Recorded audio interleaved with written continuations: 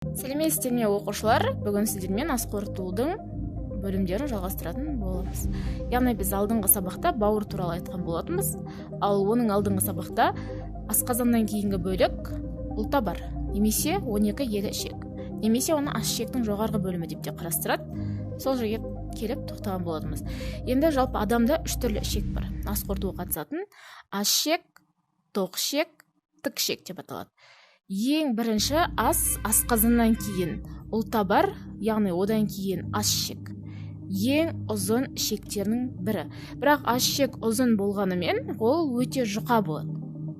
Мынау ас ішек. Қазір көріп тұрғандарыңыз, біз алдыңғы сабақ айтқан едік, ұлтабардың ұшы мына жерге келіп жалғанады. Міне осы жерге келіп жалғанады. Одан ары қарай осы ас ішек болып табылады. Ал ас ішектің ұшы мынау. Ол тоқ ішекке жалғанады. Бүйен деп аталады.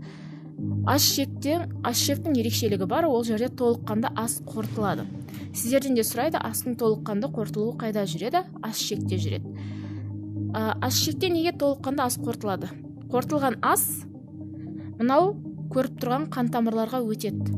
Қан тамырлар арқылы ағзаның басқа мүшелеріне тасымалданады. Міне тамырларға өту арқылы.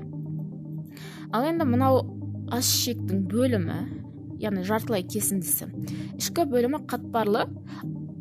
Ас ішекте, тоқ ішекте, тік ішекте бізде барлығы бірыңғай салалы бұлшықет ұлпасынан құралған.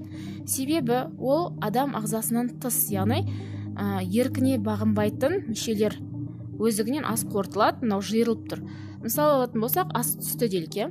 Мынау қазір сіздердің көріп тұрғаныңыз астың түскен кездегі ішектің жиырылуы. Ішек жиырылып, асты келесі мүшеге береді. Қорытылмаған асты, қалған қалдықты келесі мүшеге өткізеді. Ерекшелік осында, мына жерде көрсеңіздер, қимылдап тұрғанында сол. Ал ас ішектің сыртқа және ішкі бөлігі эпителий ұлпасымен қапталған. Жұқа эпителий. Сондықтан да ішкі жағы оның жылтырлау болып келеді. Сырты да соған байланысты. Және келесі. Бізде бүйен деген зат бар. Бүйен дегеніміз не? Бұл 8-ші сыныптың ас қорыту мүшесінде айтылмаған, бірақ дәл осы мәлімет 9-ші сыныптың ас қорыту мүшелерінде айтылған. Яғни бүйен деп отырғанымыз ас ішек пен тоқ ішекті байланыстыратын бөлім бүйен деп аталады. Дәл осылай ұбт сұрақтарында да кездеседі.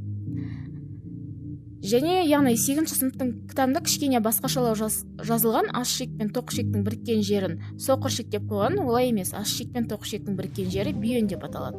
Ал соқыр ішек немесе аппендикс деп отырғанымыз тоқ ішектен шығатын құрт тәрізді өсіндіні айтамыз. Осымен ас ішектің құрылысы аяқталды. Бұл жерде су болсын, кез келген ас қалдықтары болсын, қорытылады, әртүрлі бактериялардың әсерінен немесе тағы да басқа ферменттердің әсерінен ыдырайды, ал қалған қалдық тоқ ішекке қарай жіберіліп отырады.